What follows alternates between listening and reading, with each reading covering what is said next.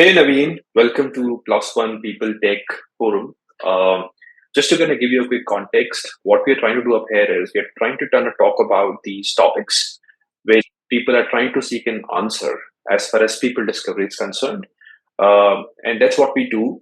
Idea is that can we bring in that 1% change in the way people think and the way people adopt these tools. So thanks for taking our time for this.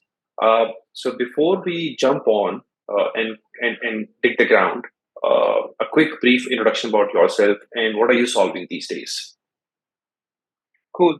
Thank you for your time, Gaurav, and thank you for having me here.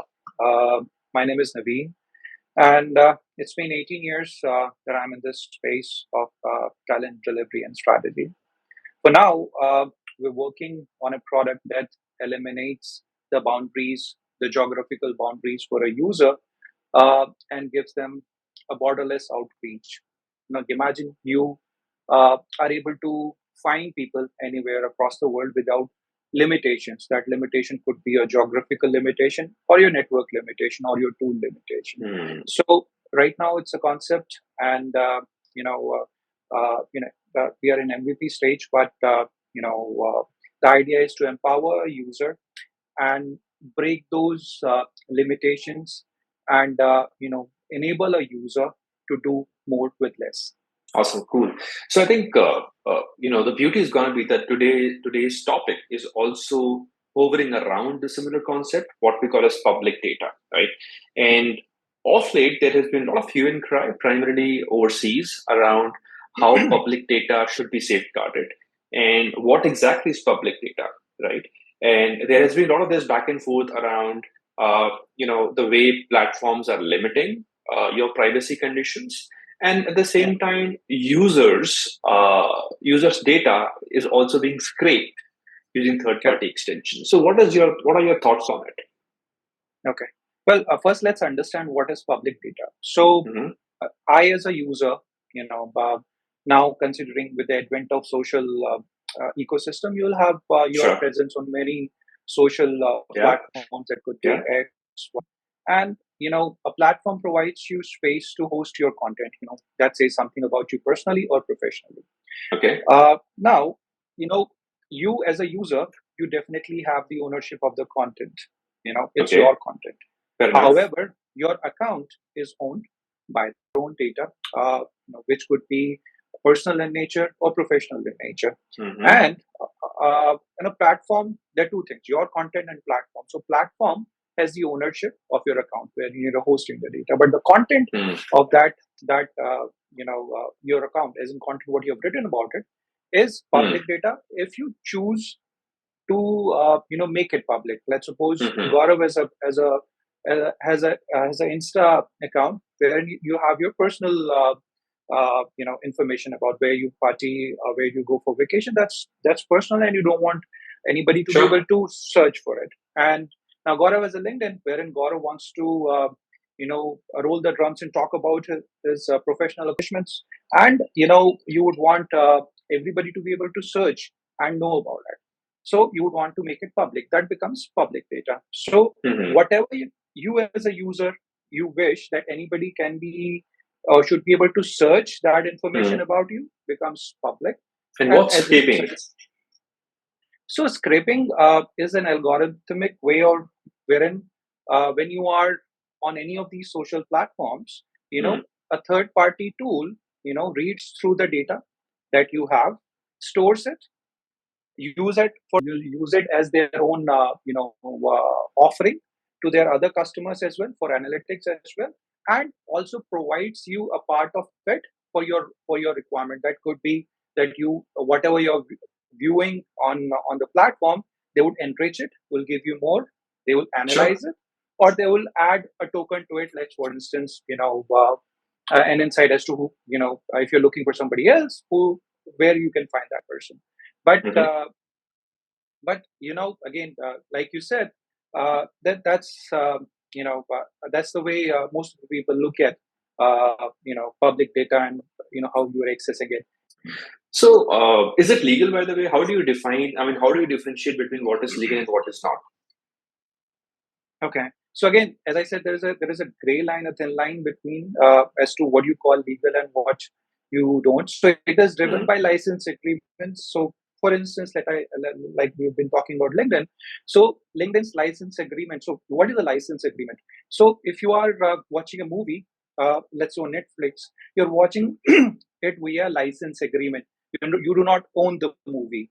Sure. Similarly, when you're listening to the songs, that's a right to use. That's not a right of ownership. So Okay. LinkedIn's license agreement, enables them or authorizes them to use your content in whichever way, how many Got times it. they want, with a Got limited it. liability. So let's suppose if somebody sues you for the content that you have on LinkedIn, Mm. so LinkedIn would not have the ownership, and they have limited Okay. their ownership to $100 or 5 times the cost of your last subscription. So that Mm. way they have kind of mitigated their risk. But again, the ownership, as in whatever is in the account, they'll have full Mm. administrative rights on that. Wow. Basis the license agreement, they can, if they see that your usage, there is a anomaly to your usage, they'll suspend your account to see whether there's something else that's going around or not, so and so. It's Mm. just like in shackles, though. It's just like you own the data, but again, your usage has to be as per the license agreement. Interesting. So I think what I figured out of this is that any user should look social media platform as a canvas, right? Where Yeah, you kind of key in your data, where you are the owner of your data because it is your UGC. Now, correct. if you don't kind of create that UGC, a platform will not be able to uh, have that social presence, right? And Exactly. more importantly, the data, it's your property. It's not really a platform's property. So Correct. ideally, a platform should not be able to restrict you in terms of what you want to make your, what you want to make information is public and Correct. what you want to make information is private, correct? However, what you're saying is that the platform these days are restricting users that what I can choose my UGC to be public and what cannot, right? The second Yep. part we're talking about is, where it comes to legality, where you're still saying that there is a bit of a thin line in between the two, but said that I, as a owner, I have my ownership of data versus any platform owning that ownership. Correct?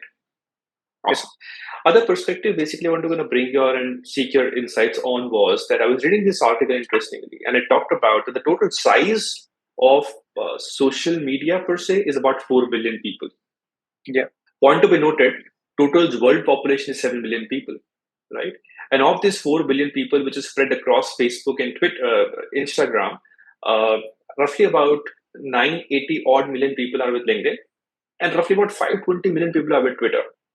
And beauty is that depending upon my own privacy conditions, it is estimated, there's no documented report around it, that about Mhm. 80% of this population is available on public domain, which means if I want to find you, I can search for you, I can at least get your basic details right, if not really get into details. Is that true? Yeah, so you see, this is a horizontal, a layer of what is available publicly, and then you have silos, a silo of LinkedIn, a silo of Facebook, where they are restricted by their user agreements. But whatever is available in this the public domain, the publicly Hmm. available data, that Hmm. exposes you to, say, from this calculation, roughly about a billion odd folks around the world, wherein you're not limited or you're not restricted by where you are. Wow. Suppose I am in India and my business wants me to look for people, let's say in Indonesia or New York or anywhere inhabitable, Hmm. with a professional ecosystem around, definitely this layer can enable me to, yeah, search through it faster, because there is no restriction of access, and sort out for my business purpose. So again, Yeah. look at it. That's an unrestricted. It's kind of a superpower. You're not restricted. In Yeah. fact, there was this interesting aspect of probably a point of view that while there is data available all around us, but how many people make sense out of it? Point number one. Point number two, how accessible is that data for others? Because every platform is restricting, user in pretext of data breach, which ideally is my data. And most of the platforms, to my limited knowledge, they have given me control in terms of what I want to make public and what I do not want to make public, right? But in Correct. spite of Correct. that, uh, you know, there is a very strong need in terms of, hey, great data is there, but can I filter noises out so that I can find or I can talk to people faster?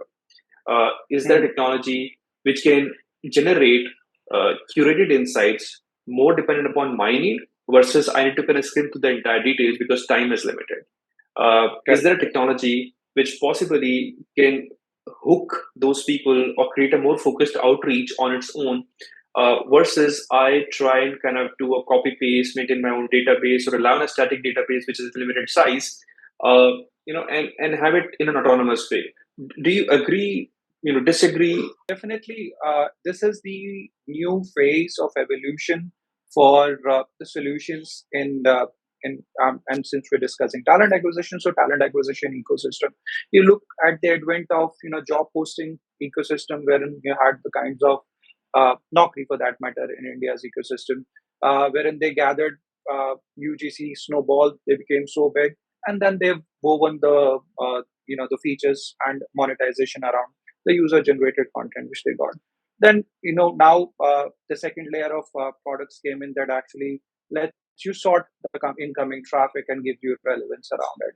Similarly, creating value around that. But now, once we are talking about an ecosystem wherein a user is enabled, wherein all the tactical tasks are, or I would not use the word automated, but put an intelligence to it, so that the Hmm. value is driven out of it. Wherein, in our terms, let's say if I'm able to impact you from top of the funnel to bottom of the funnel conversion intelligently, though there Sure. are solutions that claim to do it, but still, see at the end of the day, bottom of the funnel, you're sorting it with your hands only.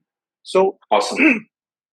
from that perspective, I think there's a big scope, and there are the various products and teams that are working towards it, and soon we will see Hmm. it to become reality. So what I hear is there is definite potential opportunity out there. But said that, if someone is trying to get into my LinkedIn or get into my Facebook, get into my Insta, that's a clear data breach. But if someone is trying to consume that information which is publicly available, which I have voluntarily made public, is something which is acceptable. Correct? Point number one. Correct. Uh, Also, I think it's a pretty interesting discussion, right? So, because that's where the world is moving at this point in time. So, as parting thoughts, what are going to be your recommendation as plus one that, okay, great, bounce onto it or embrace it, or areas which you should watch out for when people are talking about public data, people are talking about tools which could possibly search through public data, so on and so forth. Well, you should definitely watch this space for a new value creation chains that are coming to you. As in, since we talked about scraping and crawling, solutions are available wherein you do not need to scrape or crawl or Sure. put your professional identity at risk, wherein being blocked or being barred from a specific platform, or you know getting entangled anywhere on that. Also, like we discussed about the publicly available data, so that Hmm. that layer of data gives you enormous opportunity to get insights, to get patterns, to get intelligence insights around that again will help you uh, become more efficient, and you enable as a user or enable you as a team to become more effective in what you're doing currently. Awesome.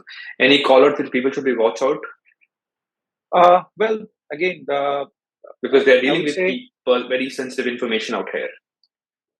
make sure that whatever tool you're using, make sure that they're GDPR compliant. Hmm. We have compliances, we have directives by specific governments that changes from the location to location. However, they're in principle GDPR compliance guidelines, which talks about data security, which talks about how the data should be shared, stored, and the consent with it. So again, when you're looking at the solution, definitely that's one aspect Hmm. you should be looking at. So I think what we're trying to kind of put across is that while these solutions are available, but always look at what is the key objective. Is someone trying to kind of enrich that data, use that information to give you more insights, and possibly give you a better service or a positioning or your next move? Correct. uh, versus trying to kind of look at it this way that uh, that someone is trying to kind of skim through the data and use it for unwanted or unwarranted needs, Correct. which possibly could impact you personally or your personal reputation. Correct? Absolutely. Yeah. Awesome. Cool. Hey, thanks, Naveen, for your time. It was lovely chatting up. Likewise. Yeah, I gonna be tagging you onto this post. So, Sure. see for yourself in terms of, how this has come through. Hey, thank you. Definitely. It was lovely talking to you, Gaurav, and we look forward for this space. And likewise, we should also look Thank forward you. for this space where new things coming up. Right? Thank you. Thank you. Thank you for Bye your time. bye. Bye bye. Bye.